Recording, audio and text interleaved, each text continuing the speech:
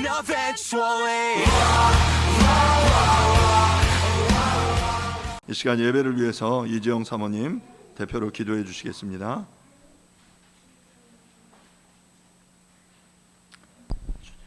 그를 향하여 우리가 가진 바 담대함이 이것이니 그의 뜻대로 무엇을 구하면 들으심이라. 우리가 무엇이든지 구하는 바를 들으시는 줄을 안즉 우리가 그에게 구한 그것을 얻은 줄을 또한 아느니라. 아멘. 참 좋으신 하나님, 오늘도 이 시간 주님 앞에 나와 예배드리게 하여 주셔서 감사드립니다. 6월의 푸르름과 아름다움 자연을 주시고 사랑하는 가족과 섬길 교회를 주신 이 모든 것이 주님의 은혜입니다.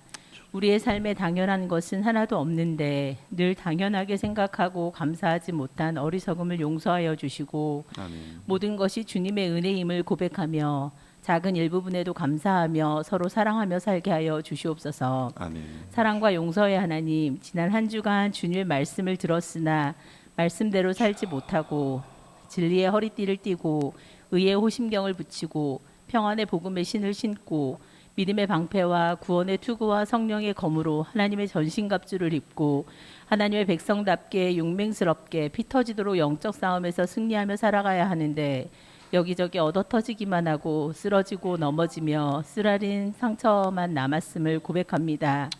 믿음으로 살겠노라 하지만 아직도 어느 부분에서는 세상과 타협하며 세상 가치를 추구하고 세상의 방식대로 물들어 살아가려 하는 우리의 연약함과 믿음이 적음을 주님 용서하여 주시옵소서.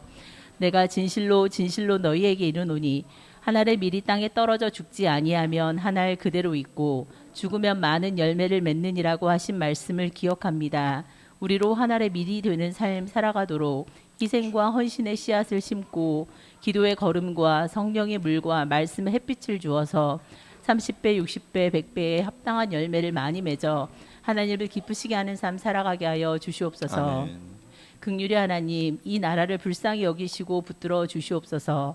대통령과 위정자들의 생각과 마음을 주장하여 주셔서 하나님을 두려워하고 옳고 그름을 잘 분별하게 하시고 나라와 국민을 위해 일하며 이 나라의 발전과 평화를 위해 힘쓰도록 도와주시옵소서. 아멘. 새로운 정부가 시작되었는데 미래를 향한 도약의 청사진을 잘 펼치고 국민의 뜻에 부응하는 정책을 바른 절차와 개혁을 통해 차근히 실행하며 원리 원칙대로 모두에게 공정한 잣대를 가지고 모든 부정부패와 비리를 척결하여 경제가 속히 안정되고 노동의 가치가 인정되고 생명이 존중되며 공평과 정의가 회복되어지는 이 나라 되기를 소원합니다. 아멘. 모두가 살맛 나는 소망이 있는 세상을 만들어 가도록 주님 긍휼히 여겨주시고 이 나라와 위정자들을 인도하여 주시옵소서. 아멘. 반석 위에 교회를 세우시고 인도해 주신 하나님, 교회의 모든 지체들이 하나님을 경외하고 하나님의 말씀대로 살아가게 하여 주셔서 하나님이 주시는 신령한 하늘의 복과 이 땅의 복을 풍성히 누리며 살아가게 하시고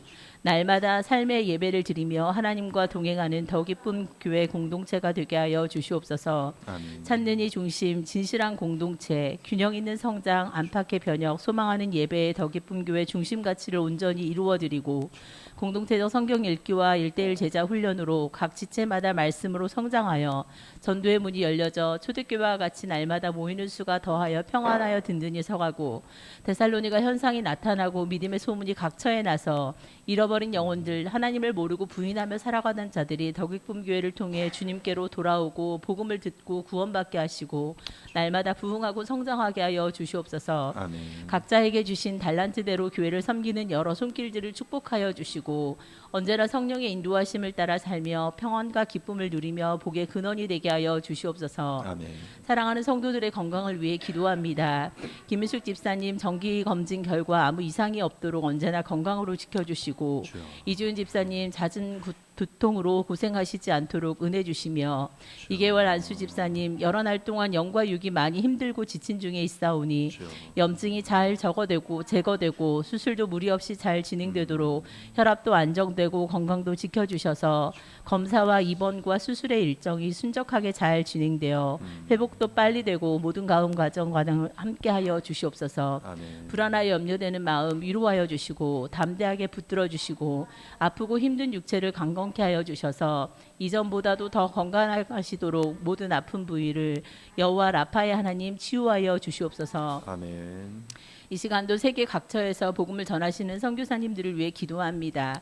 순교자의 심정으로 뿌린 복음의 씨앗들이 영혼 구원의 아름다운 열매를 맺도록 간절히 소망합니다. 선교사들의 가정과 자녀에게도 주님의 베푸시는 한없는 축복과 은혜가 충만하며 사역에 필요한 모든 것들을 공급하여 주시고 건강으로 지켜주시고 기도와 물질로 돕는 손길들 동역하는 자들이 많이 있게 하여 주셔서 끝까지 포기하지 않고 하나님의 나라가 임하도록 땅끝까지 복음 증거하기에 힘쓰게 하여 주시옵소서. 아멘. 이 시간 하나님의 말씀을 바라보며 나갑니다. 말씀을 선포하실 목사님께 성령님 함께하여 주셔서 권능의 말씀 잘 선포하시도록 생각과 마음과 입술을 주장하여 주시고 살아계신 하나님의 말씀만이 담대히 선포되고 진리의 말씀으로 우리를 다스려 주셔서 하나님의 말씀을 듣는 우리들의 마음에 좌우의 날섬검과 같이 우리의 생각과 마음을 찔러 쪼개어 변화가 나타나며 늘 주님과 동행하는 거룩한 성도들이 되게 하여 주시옵소서. 아멘. 언제나 우리를 사랑으로 인도하여 주시고 길과 진리요 생명이 되시는 우리 주 예수 그리스도의 이름으로 기도합니다. 아멘.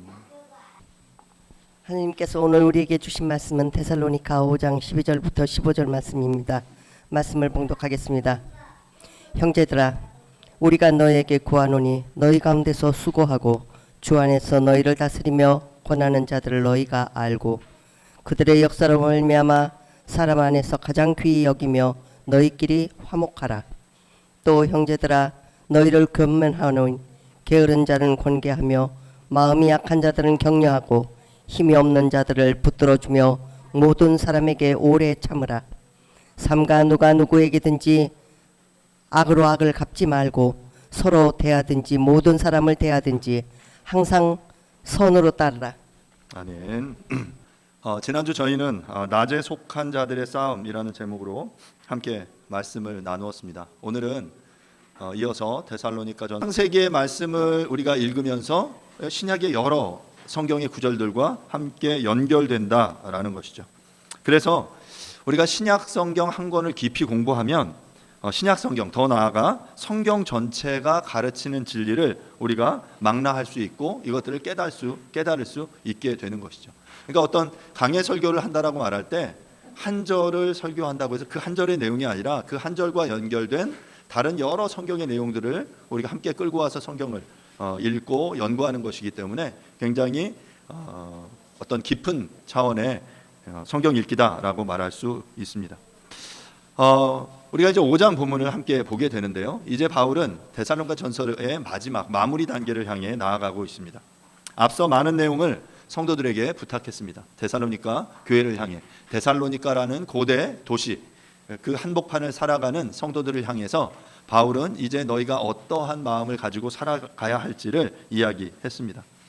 고대 도시 한복판 가운데 있는 성도들을 향해 불안정성과 빠른 변화, 사람들의 욕망과 좌절, 미래에 대한 불안과 불확실이 가득한 이 도시 한가운데서 하나님 나라의 백성답게 어떻게 살 수 있을까를 사도 바울은 이야기하고 있습니다. 이제 바울은 마지막으로 이제 형제들을 향해서 진정한 공동체는 이뤄야 한다라고 말하고 있습니다. 본문을 읽으면서 여러 가지 주제를 이야기할 수 있지만 저는 이 본문 속에서 이 진정한 공동체를 여러분들에게 이야기하고 싶습니다. 교회는 진정한 공동체는 어떤 의미의 사람이다라고 말할 수 있어요. 사람과의 관계인 거죠. 교회가 건물이 아니라 믿는 사람들의 모임이다라고 거듭 말씀드렸던 것처럼 그 이 진실한 공동체를 통해서 하나님께서는 당신의 교회를 하나님 나라를 확장시켜 가는 것이죠. 오늘 본문 12절부터 15절은 진정한 공동체 안에서 리더와 팔로워의 관계를 다루고 있고요. 그 다음에 믿음이 어린 자들을 어떻게 대해야 할지를 다루고 있고요. 이제 나아가서 이제 모든 사람, 모든 형제들을 어떻게 대해야 할지를 이 짧은 구절 속에서 설명하고 있습니다. 자, 먼저 첫 번째로 리더와 팔로워, 따르는 이들과의 관계입니다. 12절부터 13절까지인데요. 제가 한번 읽어보겠습니다. 형제들아, 우리가 너희에게 구하노니 너희 가운데서 수고하고 주 안에서 너희를 다스리며 권하는 자들을 너희가 알고 그들의 역사로 말미암아 사랑 안에서 가장 귀히 여기며 너희끼리 화목하라. 이게 성경을 연구하기 위해서는 기본적으로 약간의 이제 국어 실력이 필요합니다. 이렇게 같은 문장 안에서 뭐 크게 보면 전체 뭐 한 장 내지는 전체 성경 안에서 한 장을 자르고 장 안에 단락을 구분할 수 있어야 되고요. 한 단락 안에 각 절이 어디서 이렇게 맞춰지는지를 봐야 돼요. 근데 이제 문제는 이게 한글 번역 성경이 이렇게 원어의 구성과 아주 똑같지 않다라는 데 약간의 문제가 있습니다. 그러니까 한글 성경만을 읽으면 그 한글 성경이 전해주는 그 메시지의 강도와 원래의 그 원어인 거죠. 원래 저자의 의도가 조금 차이가 나는 경우들이 있는데요. 마찬가지로 우리가 우리 12절 13절의 본문을 읽으면서 이 12절 13절이 어떻게 구성되어 있는지 조금 좀 살펴볼 필요가 있습니다. 먼저 12절은 시작을 하면서 형제들아 라고 부르죠. 제가 데살로니가전서에서 가장 많이 반복되는 중요한 구절 중에 하나가 형제들아 라고 말씀드렸잖아요. 이 형제들아는 아델포스라는 단어라고 말씀드렸어요. 아델포스라는 단어는 그 아라는 접두사와 델푸스라는 단어의 합성어다라고 했잖아요. 아라는 단어는 알파에 해당하는 헬라어고요. 하나됨, 연합이라는 뜻이고 그 델푸스라는 단어는 자궁이라는 뜻이라고 말씀드렸어요. 그러니까 하나의 자궁에서 난 사람들이 바로 형제들인 거예요. 그런 의미로 부르는 형제들아. 자, 왜 그리스도인들을 형제들아, 한 자궁에서 난 자들이다라고 말하냐면 우리가 하나님을 한 아버지라고 부르기 때문에 그래요. 그래서 믿는 우리들을 그리스도 안에서 하나님의 한 가족이다라고 부르죠. 하나님을 아버지라고 부르고 또한 우리가 그분을 그 주로 함께 따르기 때문에 우리는 그리스도 안에서 한 가족이 되는 거예요. 그런데 그런 이들을 향해 형제들아라고 부르면서 구하는 내용이 뭐냐면 형제들아 우리가 너희에게 구하노니 라고 말하고 있어요. 근데 그 구하는 내용이 이게 이제 원어로 잘 이렇게 쪼개서 보면 구하는 내용이 두 개의 동사가 연결되는데 그게 첫 번째가 뭐냐면 너희가 알고라는 거고요. 두 번째는 13절 중간에 보면 가장 귀히 여기라. 이 두 가지가 지금 사도 바울이 형제들을 향해 권하고 있는 구하고 있는 내용이다라는 거예요. 그러니까 우리는 12절과 13절의 본문 속에서 사도 바울이 너희들이 알기를 원하는 내용이 무엇인지 그리고 가장 귀히 여기라는 것이 무엇인지를 읽어낼 필요가 있는 것이죠. 자, 그러면 첫 번째로 무엇을 알라고 구하고 있는지 함께 보겠습니다.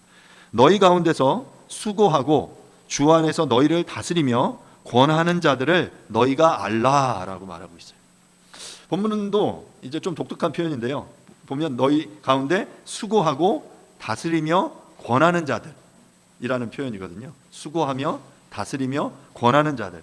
그런데 이 표현을 우리가 이제 이대로 읽으면 어떻게 해석되냐면 수고하는 이들이 있고 다스리는 이들이 있고 권하는 이들이 있고 이렇게 해석되게 한글 성경은 읽히는데 이 원래의 헬라어 성경은 바로 이 세 개의 현재 분사가 이 다스리고 권하고 또한 수고하는 이 세 개의 현재 분사가 카이라는 등위 접속사로 이렇게 연결된 표현이에요. 그러니까 이 세 가지가 다 서로 다른 사람들이 아니라 하나의 사람이다라는 이야기이죠. 수고하고 다스리며 권하는 이들이 누구입니까? 교회 안의 지도자들, 리더들이에요. 오늘 말로 이야기하면 목사, 장로, 집사들을 의미하는 거겠죠.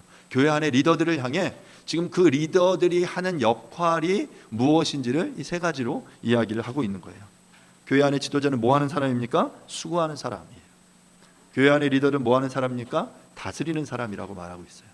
교회 안의 리더들은 뭐 하는 사람입니까? 권하는 사람이다라고 말하고 있죠. 그러면 이 역할들, 지금 이 세 가지가 어떤 내용들인지 간단하게 좀 이야기를 해보도록 하겠습니다. 첫 번째 리더의 역할은 공동체 식구들 가운데 수고하는 것이다 라고 이야기하고 있습니다. 본문에 사용된 수고하다라는 표현은 코피온타스라는 표현인데요. 이것의 원형은 코피아오인데 피곤한 노동을 하거나 극도로 지치게 노동하다, 일하다라는 의미의 동사예요. 우리는 교회 안에 리더들, 예를 들어서 이렇게 목사님들, 장로님들 생각하면 그분들은 뭔가 이제 뒷짐지고 지시하는 사람으로 생각할 수 있지만 성경은 그렇게 말하지 않는다라는 거죠. 교회 안에 리더일수록 어떤 사람이냐면 코피아오, 지나치게 지치도록 헌신적으로 수고하는 사람이다라고 말하고 있습니다. 여러분, 우리가 언제 힘겹게 수고합니까? 사랑하면 수고할 수 있습니다. 기독교가 말하는 이 특징은, 사랑의 특징은 바로 그 안에 수고와 희생이 따른다라는 것입니다. 성경은 절대로 희생 없는 사랑을 가르치지 않습니다. 가정의 부모가 자녀들을 사랑하여 수고하듯 공동체 안의 지도자들은 사람들을 돌보고 보살피며 수고합니다. 그렇게 할 수 있는 것은 바로 그들이 먼저 사랑을 받았기 때문이죠. 부모가 아이를 위해 수고합니다. 아이가 아플 때 밤새 아이를 간호합니다. 왜 그러죠? 사랑하기 때문에 그러는 거예요. 그리고 그 사랑을 내가 받았기 때문에 그렇게 사랑할 수 있는 것이죠. 이렇게 사랑의 본을 보이고 그 본을 따르는 것이, 그리고 그 본을 실천하는 것이 데살로니가 현상의 핵심이고 리더가 해야 할 가장 중요한 역할이다라고 바울은 말합니다. 두 번째 리더의 역할은 다스리는 것이다라고 말하고 있습니다. 다스리다라는 헬라어 표현인 프로이스테미는 앞에라는 프로라는 전치사와 세우다, 서다라는 뜻의 히스테미의 합성어예요. 프로이스테미는 그래서 앞장서다, 선두에 쓰다라는 거예요. 그러니까 다스리다는 말의 원래 의미는 앞장서서 솔선수범하는 그 사람이 바로 리더다라고 말하고 있는 거죠. 다시 말해 지도자는, 리더는 다른 사람보다 앞서서 가는 사람입니다. 그가 바로 리더, 이끄는 사람이죠. 이처럼 지도자는, 리더는 공동체 식구들을 위해서 수고하고 진리를 따라 앞서 걸으면서 다른 사람들을 이끄는 사람들이에요. 그런 의미에서 본문의 다스리다라는 번역은 다스리다보다는 어찌 보면 지도하다, 인도하다라고 번역하는 것이 조금 더 적합해 보입니다. 진정한 공동체의 리더는, 좋은 리더는 자신이 솔선수범하며 진리를 따라 살아갑니다. 내가 주를 따르듯 너는 나를 따르라 라고 말할 수 있는 사람이 바로 리더인 것이죠. 이렇게 온전한 본을 보이고 그 본을 따라가는 것이 공동체 그 안에 데살로니가 현상의 핵심인데, 앞서 말씀드렸듯이 문제는 이러한 그 모습이 우리 가운데 희귀하다라는 데 있습니다. 사랑하는 여러분, 공동체가 성장하고 부흥하기 위해서는 이런 좋은 리더들이 필수적으로 필요합니다. 정작 자신은 진리를 따라 살지 않으면서, 자신은 사랑의 수고를 하지 않으면서 자기 일을 따르는 이들을 향해서 진리를 따라 살아라, 공동체를 위해 헌신해라 라고 말하는 것은 위선일 뿐만 아니라 아무런 영향력도 끼칠 수 없는 공허한 메아리에 불과합니다. 온전한 진리를 따르며 이를 통해 함께하는 이들을 인도하는, 지도하는, 다스리는 저와 여러분들이 될 수 있기를 간절히 바랍니다. 세 번째 리더의 역할은 본문에서 권하는 것이다 라고 말하고 있어요. 권하다라는 이 표현, 누세 툰타스라는 표현은 누세테오라는 마음, 그리고 정신을 의미하는 누스와 노타, 두다를 의미하는 티테미의 합성어입니다. 그래서 마음속에 놓다라는 의미인데요. 그래서 이것이 훈계하다라는 의미로 발전하게 된 거예요. 그러니까 여러분, 누군가를 훈계한다라는 건 두 가지로 이야기할 수 있어요. 첫 번째는 뭐냐면 무엇이 옳다라고 가르치는 거죠. 이 길을 향해 가는 게 맞아, 이 길이야 라고 말해주는 게 첫 번째 권하는 것이라면, 두 번째 권하는 것은 그 방향, 네가 지금 가고 있는 방향은 진리를 거스리는 방향이다 라고 경고하고 권하는 것이죠. 그런 선택을 해서는 안 됩니다. 그렇게 하는 것은 하나님이 기뻐하시는 일이 아닙니다 라고 말하는 것이죠. 여러분, 이렇게 말하는 것이 쉽지 않아요. 이렇게 해라 라고 말하는 것 자체에 꼰대라는 소리를 듣게 되고요, 이렇게 하지 말라라고 이야기하면 괜히 불편하고 사람들이 싫어합니다. 하지만 진정한 공동체를 세우기 위해서는 이러한 권함, 이러한 훈계는 필수적인 것이죠. 여러분, 누군가에게 이런 지적질을 해보신 적이 있습니까? 누군가에게 이러면 안 돼, 아니면 이렇게 해야 돼 라고 말씀하신 적이 있습니까? 왜 그런 말을 할까요? 대부분의 경우에 그렇게 권하는 역할, 그런 표현을 하는 것이 쉽지 않아요. 상대방에 대한 사랑의 책임을 가지고 있지 않으면 이렇게 훈계하지 못합니다. 그래서 우리가 자녀들에게 이렇게 막 훈계하는 이유는 그런 의미가 커요. 아이들을 사랑하기 때문에, 그들이 바른 길로 가야 하는 것들을 지도할 책임이 부모에게 있다라는 것을 알기 때문에 우리가 그렇게 훈계하죠. 자, 이렇게 해라, 아니면 이렇게 하면 안 된다라고 말하는 이것. 자, 그런데 이 시대는 어떤 시대이냐면 타인의 삶에 가능하면 간섭하지 말라고 가르칩니다.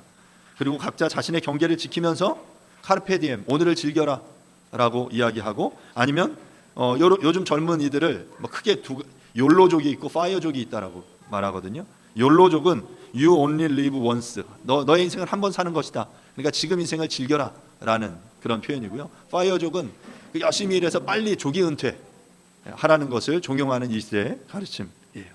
그러니까 이 모든 것들이 이 인생은 내 거고 내 마음대로 살아가는 것, 주장하는 것, 물론 그들이 가지고 있는 어떤 가치들이 있어요. 그 가치 자체가 나쁘다, 무조건 틀렸다라고 말하는 것은 아니지만 이 시대는 누군가의 삶에 간섭하고 그 어떤 테두리 바운더리 안에 들어가는 것을 굉장히 극도로 경계하는 시대예요. 하지만 권하다라는 것은 바로 뭐냐면 책임을 가지고 사랑을 가지고 그 사람의 바운더리 안으로 들어가는 거예요. 그래서 그것에 대해서 너가 이런 삶을 살면 안 돼, 이런 삶을 살아야만 돼 라고 가르치는 것이죠. 이 시대 많은 이들은 자신의 행복을 가장 중시하며 또 소비를 추구하는 그 삶을 살아가는 것이 합당하다, 그리고 그것이 행복한 삶이다 라고 가르치지만 우리들은 그럴 수 없습니다. 왜냐하면 우리는 이미 하나님 나라 백성으로서 하나님 나라의 진리를 알아버렸기 때문에, 나와 함께하는 교회의 식구들을 사랑하기 때문에 교회 리더는 가르치고 경고하는 훈계를 마다하지 않습니다. 이처럼 리더는 공동체 식구들을 위해 자신을 내어주며 사랑의 수고를 하고 진리를 쫓아서 앞서서 걸어가는 사람입니다. 선두에 서서 나를 따르라 라고 걸어가는 사람입니다. 그러면서 자신의 뒤를 따라오는 이들에게 진리를 가르쳐주고 그들이 잘못된 길로 들어설 때 큰 소리로 경고합니다. 이러한 역할을 하는 이들이 리더 지도자들이죠. 데살로니가 현상이 일어났던 데에는 바로 이 데살로니 교회 안에 이런 리더들이 생겨났기 때문이에요. 바울은 바로 이러한 지도자들, 다스리고 이렇게 권하는, 그리고 수고하는 이 지도자들을 너희가 어떻게 하라고요? 알라고 권하고 있는 거예요. 그들을 알아라. 여러분, 여기서 알라라는 표현이 그냥 단순히 지적으로 알아라 라는 의미가 아니라 이 본문 ESV는 이 알라라는 표현을 리스펙트로 번역하고 있어요. 그들을 존중해라 라는 거죠. 그냥 단순히 영어로 know, 아는 것이 의미가 아니라 이 본문의 오이다라는 이 헬라어 표현인 이 알라라는 표현은 단순히 지적인 알미 아니라 그 알을 통해 상대방을 존중하고 존경하는 것을 의미하는 그런 표현이에요. 그래서 예를 들면 그런 거죠. 너희가 부모의 수고를 알아라 라고 말하는 것은 부모가 너를 위해서 어렸을 때부터 어떻게 너를 먹이고 입혔고 너가 아플 때 이렇게 돌봐주었다는 걸 그냥 알라라는 의미가 아닌 거죠. 그 아는 것을 통해서 뭐 하라는 거예요? 부모를 존중해라. 부모가 너를 위해 얼마나 수고했는지 너가 그 존경과 사랑의 표현을 해라 라는 것이 너희는 알라라는 표현이라는 거예요. 사랑하는 여러분, 여러분은 이러한 수고를 알고 있습니까? 여러분이 교회 안에 이 진정한 리더들, 지도자들이 있는데 그 지도자들이 우리를 향해서 이러한 수고와 섬김을, 다스림을, 그리고 그 권함을 여러분 듣고 있고 그것들을 알고 있습니까? 그것들을 리스펙트, 존경하고 있습니까? 지금 바울은 그 이야기를 하고 있는 거예요. 너희 안에 이러한 지도자들이 있다. 이들이 이러한 역할들을 감당하고 있다. 그리고 그 지도자들에게는 그런 역할들을 잘 감당해라 라고 말하는 거죠. 그리고 그러할 때 어떻게 해야 하는 거예요?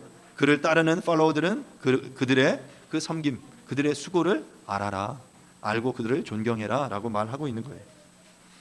13절에서 바울은 자신이 구하는 두 번째 내용으로 그들의 역사로 말미암아 사랑 안에서 가장 귀히 여겨라 라고 말하고 있습니다. 그들의 역사로 말미암아 라는 것은 앞서 이야기한 실제로 교회 안의 리더들이 성도들 가운데서 수고하는 것 때문에 그것으로 인해서 리더들을 귀히 여겨라 라고 말하는 거예요. 리더들이 교회 안에서 하는 일은 하나님 나라의 확장을 위한 수고이기 때문입니다. 사랑 안에서 가장 귀히 여기며 라는 이 표현은 말씀드린 대로 바울은 형제들이, 리더들이 공동체 안에서 어떤 역할을 했는지를 바로 알고 이 역사로 인해서 그들을 귀히 여기기를 원했던 것입니다. 가장 귀히 여겨라 라는 이 표현은 그러니까 할 수 있는 만큼 최고의 존중의 대우를 해라 라는 표현이에요. 거기에 이제 부사로 사용된 가장 히페레수스라는 그 표현은 모든 것을 다 뛰어넘어서 가장 최고로 그들을 존중해라, 귀히 여겨라 라고 말하고 있는 것이죠. 공동체가 원활하게 문제없이 굴러가기 위해서는 보이지 않는 자리에서 여러 수고하며 섬기는 일에 헌신과 수고가 필요합니다. 물론 그들이 하나님 나라를 위하여 하는 헌신은 마땅히 하나님께서 갚으시겠지만 따르는 우리들은 그들의 헌신과 수고를 인정하고 그것들을 귀히 여기는 것은 너무나도 당연한 일입니다. 우리 교회만 해도 주일 예배를 위해서 매주 예배 공간을 세팅합니다. 토요일 저녁 늦게 예배 자리를 배치하고 음향 장비를 세팅하고 제대로 소리가 나는지도 체크해보고 주보를 준비합니다. 주일 점심 식사를 위해서 주일 아침 여러 집사님들이 바쁜 아침 시간에 이를 정성껏 준비합니다. 이렇게 보이지 않는 수고들이 어우러져서 풍성한 예배를, 또한 우리가 풍성한 식사를 누릴 수 있게 되는 거예요. 여러분, 이거에 대해서 어떻게 해야 합니까? 이를 알고 귀히 여겨야 돼요. 그것들에 대해 감사를 표현하셔야 돼요. 식사하면서 그냥 오늘 반찬이 왜 이래, 이러시면 안 됩니다. 이 아침에 준비하시기 위해서 얼마나 열심히 수고하시는지 압니까? 여러분들 그냥 와서 뭐 이렇게 지나갈 수 있지만 그것들을 위해서 보이지 않는 여러 많은 사람들의 수고가 있다는 것을 알고 우리는 어떻게 해야 돼요? 인정하고 가장 귀히 여기는 태도를 보여주어야 하는 거예요. 첫 번째가 리더와 팔로워의 관계였다라고 말씀드렸어요. 리더는 이러한 역할을 하는 거고, 팔로워들은 그들을 존중하고 그 부분을 알고 귀히 여겨야 한다라고 말했는데요. 두 번째는 믿음이 약한 자들과의 관계인데요. 14절 상반절입니다. 14절 보시면요. 또 형제들아, 또 이렇게 형제들이라는 표현을 또 쓰죠. 또 형제들아, 너희를 권면하노니 게으른 자들을 권계하며 마음이 약한 자들을 격려하고 힘이 없는 자들을 붙들어주며 모든 사람에게 오래 참으라. 저는 이 붙들어주며까지 이 표현이 믿음이 연약한, 교회 안에 약한 자들을 위해서 바울이 어떻게 해야 하는지, 그냥 진정한 공동체가 되기 위해서 우리 안에 믿음이 약한 자들이 있는데 그들을 어떻게 우리가 대우해야 하는지를 설명하고 있습니다. 세 가지로 설명하는데요. 그 세 부류의 믿음이 약한 자들은, 첫 번째는 게으른 자들, 두 번째는 마음이 약한 자들, 세 번째는 힘이 없는 자들입니다. 먼저 게으른 자들을 권계합니다. 게으른으로 번역된 헬라어 아탁투스는 아타토스라는 원어 표현인데요. 이는 배열하다, 배치하다라는 타소라는 단어에 아라는 이 부정 접두어가 붙은 거예요. 그러니까 배열하는 것을 부정하는 거죠. 이 말은 뭐냐면 대열을 이탈한 그런 의미예요. 그러니까 어떤 것들이 세팅되어 있는데 그 세팅된 것들이 다 흐트러져 버려 있는 그런 의미, 바로 그것이 게으른이라는 의미인데요. 이 단어는 행군 중에 대열을 이탈하여 낙오한 병사를 가리키는 단어입니다.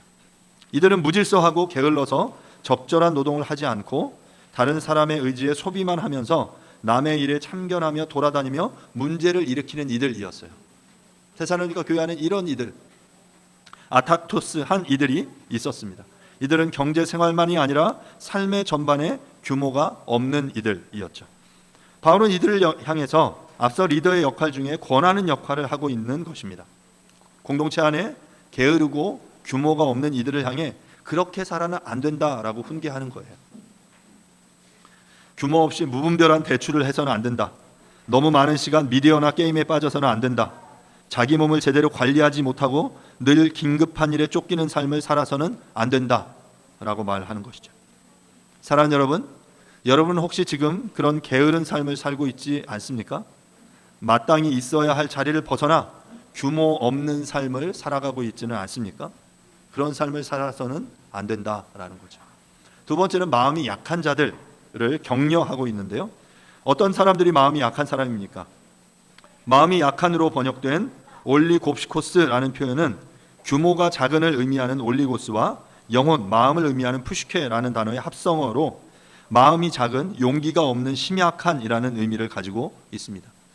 데살로니가 성도들이 이렇게 마음이 약했던 이유는 주의 재림 때 죽은 자들에 대한 생각들, 아니면 그들이 공동체로부터 당한 어떤 박해로 인한 그런 두려움들이 그들 가운데 있었기 때문이에요. 이런 박해나 재림으로 인한, 그리고 어떤 이런 여러 불안과 미래에 대한 두려움으로 인해서 그들은 마음이 약해졌고, 또한 그들이 그 재림에 대해서 앞서 설명한 대로 두려움을 가졌던 이유는 그 재림, 하나님 나라에 대한 온전한 소망, 하나님 나라에 대한 온전한 소망, 진리가 그들에게 없었기 때문인 것이죠. 그렇다면 박해나 재림, 이러한 부분들로 인한 두려움을 이길 수 있는 것은 온전한 부활에 대한 소망과 확신입니다. 주님의 제자들이 그랬습니다. 주님의 부활을 목도하기 전에 제자들은 두려움에 떨었지만 부활하신 주님을 만나고 제자들은 담대하게 복음을 전하며 모두가 순교의 길을 갔습니다. 사도 바울도 마찬가지였죠. 주님을 따르는 이들을 박해하다가 부활하신 주님을 만나자 이전에 추구하던 모든 것들을 배설물로 여기고 복음을 전하기 위해 온전히 헌신했습니다. 그의 서신을 보면 그가 복음을 위해 당한 여러 수고들이 여러 번 반복되어 나오고 있었어요. 마음이 약한 자들을 격려하기 위해서는 이를 온전히 알게 하는 것이 필요해요. 우리가 추구하는, 우리가 그 살아가는 삶의 가치와 목적, 하나님 나라의 소망, 그 진리에 대해서 분명하게 알 때 우리는 흔들리지 않는 것이죠. 우리들 중에도 마음이 약한 사람들이 있습니다. 그것이 꼭 뭐 재림이나 어떤 그 미래에 대한 그 신앙적인 영적인 그런 의미가 아니더라도 죽음이나 병, 삶의 실존적인 여러 가지 문제들을 겪으면서 여러 고난과 어려움을 겪을 때 우리는 마음이 약해집니다. 여러분, 이 마음이 약해지는 게 정상이에요. 이러한 문제들이 우리 가운데 닥쳐오는데 나의 마음이 전혀 아무렇지도 않다. 도리어 그게 비정상인 것이죠. 빛의 자녀들이 어둠 가운데 살면서 어둠과 싸우면 고통을 겪을 수밖에 없습니다. 그 고통을 겪는 것이 정상이에요. 그리고 우리는 이러한 고난의 과정을 통과하면서 하나님의 마음을 알게 되고 성장하게 되는 것이죠. 그래서 우리는 우리 중에 마음이 약한 이들이 있을 때 서로 위로하고 격려해야 합니다. 그리고 세상의 방식이 아니라 하나님의 진리로 위로해야 합니다. 그 마음이 약한 이들을 보고 그들이 당한 실존적 여러 문제들 속에서 야 어쩌다 그렇게 됐냐, 재수 지지리도 없다, 운이 되게 없었네, 이렇게 말하면 안 되는 거죠. 하나님의 진리로 그들에게 나아가 때로는 할 말이 없을 때 그냥 손을 붙잡고 우리가 함께 눈물을 흘릴 수 있는 거예요. 마음이 함께 할 때 그것이 우리에게 위로가 되는 것입니다. 그러기 위해서 우리가 바르게 위로하려면 나 자신이 먼저 진정한 진리를 알고 그 진리대로 살아가야 합니다. 그리고 먼저 그 진리대로 살아갈 때 우리는 하나님 나라를 위해 받는 고난을 우리 몸에 채워가는 거예요. 그리고 내가 먼저 그 고난을 겪고 그 고난을 당하는 이들을 바라보며 그들을 위로할 수 있는 거예요. 야, 너 지금 그 고난 당하는 거 그래, 맞아, 네가 지금 제대로 길을 가고 있는 거야. 하나님 나라를 위해 그 고난 받는 건 당연한 거야. 함께 그 길을 가자라고 손을 내어밀 수 있는 것이죠. 사랑하는 여러분, 그 마음이 약한 이들을 우리가 함께 격려할 수 있기를 바랍니다. 세 번째로 힘이 없는 자들을 붙들어 주라라고 말하고 있습니다. 힘이 없는 자들은 단순히 어떤 힘이 없는, 육체적으로 힘이 없는 상태에 있는 이들을 의미하는 것은 아닙니다. 육체적으로 힘이 없을 때 우리가 어때요? 쓰러지게 됩니다. 우리 나이 드신 어르신 부모님들 함께 이렇게 계단 걸어 올라가는 게 너무나 힘겹잖아요. 그럴 때 우리가 어떻게 해줘야 합니까? 붙들어 줘야 합니다. 그들이 힘이 없어 쓰러지지 않도록, 넘어지지 않도록 붙들어 줘야 하는 거예요. 마찬가지로 영적으로 연약한 힘이 없는 자들은 바로 이런 여러 가지 어려움과 유혹에 넘어지기 쉬운 상태에 있는 자들을 의미하는 거예요. 외부의 충격에 쉽게 넘어지게 되죠. 그러한 자들을 어떻게 하라고요? 붙들어 주라라고 말하고 있는 것입니다. 좀 더 자세히 말하면 힘이 없는 사람은 절제력이 없는 사람, 특히 성적 욕망을 잘 관리하지 못하는 사람일 가능성이 이 본문에는 있습니다. 앞서 이 성에 대한 성 문제를 다루면서 하나님을 알지 못하는 사람들처럼 격한 감정에 휩싸여 자기 몸을 함부로 쓰지 말고 거룩함과 존중함으로 자기의 몸을 다루라고 이야기를 했습니다. 그런데 힘이 없는 자들, 절제력이 없는 이들은 이를 잘 감당할 수 없기 때문에, 자신이 스스로 컨트롤할 수 없기 때문에 어떻게 해야 된다고요? 붙들어줘야 된다고, 그와 함께 있어줘야 한다라고 말하고 있는 거예요. 힘이 없는 사람은 이처럼 삶의 여러 영역에서 자신을 컨트롤할 수 없는 사람입니다. 그것이 성욕이든 소비 욕구이든 미디어이든 게임이든 술이든 담배든 어떤 종류의 쾌락이든 충동적 욕망에 휘둘려 잘 조절하지 못하는 사람이 바로 힘이 없는 자들입니다. 그런 자들을 붙들어 주라고 사도 바울은 말하고 있는 거죠. 이 세상은 약육강식의 원리가 작동합니다. 힘 있는 자가 힘 없는 자를 압제하고 빼앗는 것이 당연한 세상 가운데서 교회는 이에 대한 대안 문화로서 연약한 자들을 붙들어 주어야 합니다. 약한 자들 잡아먹는 것이 세상의 원리라면 그 약한 자들을 보호해 줄 테두리를 만들어 주라라고 말하는 거죠. 그들을 보호하고 감싸 안아 주어야 합니다. 왜냐하면 바로 주님께서 우리가 그렇게 연약할 때 우리를 대신하여 죽으셨기 때문이에요. 주님이 바로 그렇게 우리가 연약할 때, 힘이 없을 때 우리를 대신해서 죽으셨어요. 우리를 보호해 주셨어요. 그렇게 주님께서 본을 보이셨고 우리는 그 본을 따르며 실천하는 공동체이기에 우리 안에 힘이 없는 자들, 연약한 자들을 붙들고 격려해 주어야 하는 것이죠. 자, 지금 이제 믿음이 연약한 자들에 대한 관계를 이야기했고요. 이제 마지막 세 번째로 모든 형제들과의 관계인데요. 14절 하반절부터 15절입니다. 모든 사람에게 오래 참으라. 삼가 누가 누구에게든지 악으로 악을 갚지 말게 하고 서로 대하든지 모든 사람을 대하든지 항상 선을 따르라.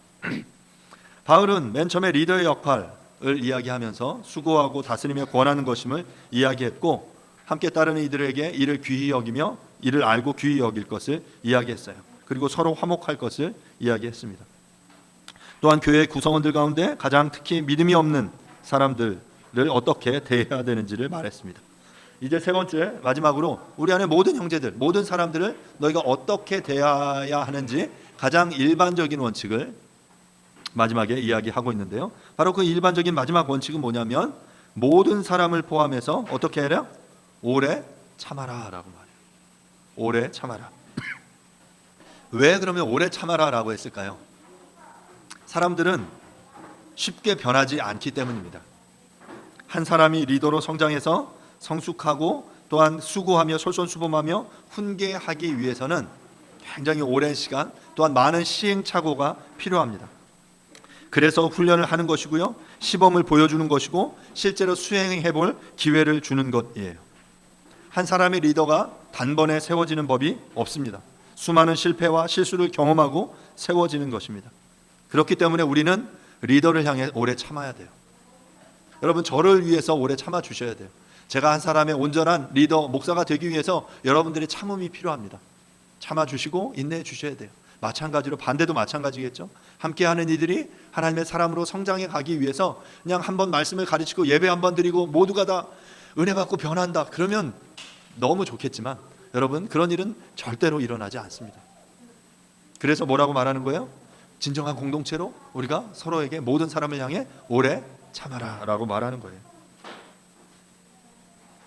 공동체 안에 믿음이 약한 자들을 향해 한두 번 훈계한다고 그들의 삶이 바뀌지 않습니다. 야, 너 그래서는 안 돼, 너 이렇게 해야 돼 라고 한번 가르쳤더니 그 사람이 삶이 변해요.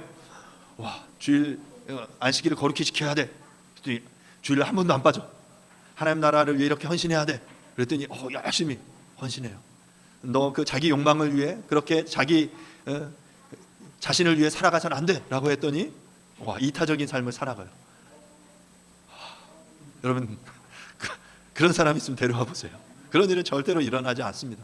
여러분, 괜찮아요. 쓰러져도 괜찮습니다. 당연합니다. 하지만 중요한 것은 계속해서 오래 참으면서 인내하며 기다리는 거예요. 계속해서 이야기하는 거죠. 안식일을 지키며 주님을 예배하는 것이 얼마나 중요한 일인지, 하나님 나라의 말씀 앞에 우리가 헌신하여 훈련되며 성장해가는 것이 얼마나 가치 있는 일인지, 자신의 욕망과 그 죄를 따라 그것들을 누리며 살아가는 그 세상의 가치를 따라 사는 것이 얼마나 하나님이 원하시지 않는 일인지를 우리는 지속적으로 이야기하는 것입니다. 규모 있는 삶을 살기 위해서 하나님의 말씀을 읽고 기도하고 찬양하고 묵상하는 그러한 일들을 우리가 가르치며 훈련합니다. 이를 위해 구체적으로 10의 시간을 가질 것을 이야기하죠. 한두 번의 연습으로 이루어지는 법은 절대로 없습니다. 계속해서 해야 돼요. 일주일에 이틀을 못했어요. 3일을 못했어요. 나는 안 되나 봐. 포기하지 마십시오. 계속 하는 거예요. 그리고 그래서 그것이 습관이 되고 그것이 우리의 삶의 루틴이 될 수 있도록 여러분들이 그렇게 살아내는 연습들이 필요한 것입니다. 수십 번, 수백 번, 수천 번. 1만 시간의 법칙이라는 것도 있잖아요. 1만 시간을 투자해 보십시오. 하나님 앞에 기도하는데, 하나님의 말씀을 읽는데, 하나님을 찬양하는데 그렇게 많은 시간을 들여 헌신해 보십시오. 그러면 우리의 삶이 바꿔 나가게 될 거예요. 그러기 위해서 우리는 서로에 대해서 모든 사람에게 오래 참으라 라는 이 바울의 권고를 들어야만 하는 것입니다. 그런데 여기서 우리가 한 가지 반드시 기억해야 되는 중요한 부분은 이 오래 참아야 하는 대상에 나 자신이 포함된다는 것을 반드시 기억해야 합니다. 제일 힘든 변화가 바로 나 자신의 변화이기 때문에 그렇습니다. 사랑하는 여러분, 나 자신의 변화를 우리가 바라며 오래 나 자신을 향해 기다려줘야 합니다. 여러분, 포기하지 마십시오. 우리 자신이 진리에 의해 변화될 때까지 기다려주고 너그러워야 합니다. 진리를 깨닫고 그것의 기초에 과거의 나의 잘못된 습관을 버리고 새로운 그 주님이 기뻐하시는 습관으로 바뀌어 가는데 시간이 필요합니다. 그를 위해 나를 용납하고 나를 참아주고 기다려 주어야 하는 것이죠. 그럴 때 다른 모든 사람들도 기다릴 수 있고 넉넉하게 오래 참을 수 있습니다. 나 자신을 사랑해야 되는 거예요. 그리고 다른 사람에게 대해 참아주기 위해서 나 자신에게 대해서 우리가 먼저 참아줄 수 있어야 하는 거예요. 사랑하는 여러분, 여기에 모든 사람은 내가 사랑하는 사람, 나의 가족, 우리 교회 공동체 안에 있는 이들만이 아닙니다. 바로 이 공동체 밖의 모든 이들, 나를 대적하고 나에게 악을 행하고 나에게 싫은 이야기하는 모든 사람을 향해서 어떻게 하라고요? 오래 참아라라고 바울은 우리에게 말하고 있는 것입니다. 그래서 서로 참으라는 말 다음에 뭐라고 이야기하냐면 악으로 악을 갚지 말라고 이야기하고 있는 거예요. 여러분, 악으로 악을 갚지 않는 게 오래 참는 방식이에요. 악을 행할 때 주먹이 같이 나가는 건 악으로 악을 갚는 거죠. 그런데 누군가 나에게 악을 행할 때, 누군가 나를 비방할 때 똑같은 방식으로 동일 보복의 원리로 눈에는 눈으로 이에는 이로 보복하지 않고 오래 참는 것이 바로 바울이 말하는 그런 메시지인 것입니다. 주님께서 그래서 뭐라고 이야기하셨습니까? 이 동일 보복의 구약의 이 율법을 승화시켜서 주님께서는 산상수훈에서 뭐라고 말씀하시느냐 하면 원수까지도 사랑하고 오른뺨을 때리면 왼뺨을 내주고 속옷을 달라 하면 겉옷까지 내주고 너가 오리를 함께 가져가 하니 심리까지 함께 가져라 라고 말씀하셨어요. 더 나아가 주님께서는 실제로 자신을 죽이는 이들을 위해 십자가 위에서 그들을 용서하셨습니다.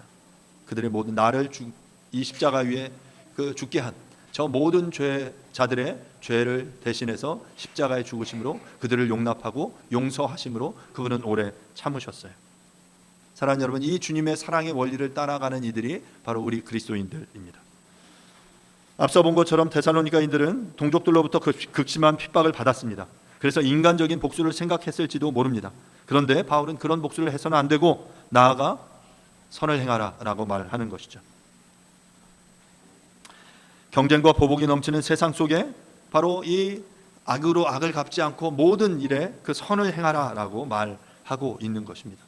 누군가 승리하면 누군가는 실패하는 이 세상의 이 패러다임, 경쟁의 패러다임을 뛰어넘어서 하나님께서는 하나님 나라의 패러다임, 윈윈, 모두가 승리할 수 있는 패러다임의 삶을 살아라. 그게 바로 선을 행해라 라는 이야기이거든요. 여러분, 이러한 패러다임을 실천하며 살아가는 일이 쉽지는 않습니다. 하지만 주님은 이러한 삶을 살아낼 것을, 항상 선을 따르는 삶을 살아갈 것을 우리에게 요청하고 계십니다. 말씀을 마무리하겠습니다. 진정한 공동체는 성숙한 리더와 팔로워들이 많이 있는 공동체입니다. 수고하고 다스리며 권하는 것이 무엇인지 알고 이를 실천하는 리더들이 있고 그들의 수고를 귀히 여기며 리더와 팔로워들이 서로 화목한 공동체입니다. 사랑하는 여러분, 그러한 리더들을 여러분들이 알고 그렇게 존중하고 그를 귀히 여기며 함께 화목하는 저와 여러분들이 될 수 있기를 간절히 바랍니다. 또한 진정한 공동체는 믿음이 약한 이들을 품습니다. 게으른 자, 규모가 없는 자들을 권계하며 마음이 약한 자들을 격려하고 힘이 없는 자들을 붙들어주는 공동체가 바로 진정한 공동체입니다. 여러분, 좀 눈을 들어 나 자신이 아니라 우리의 주변을 좀 둘러보십시오.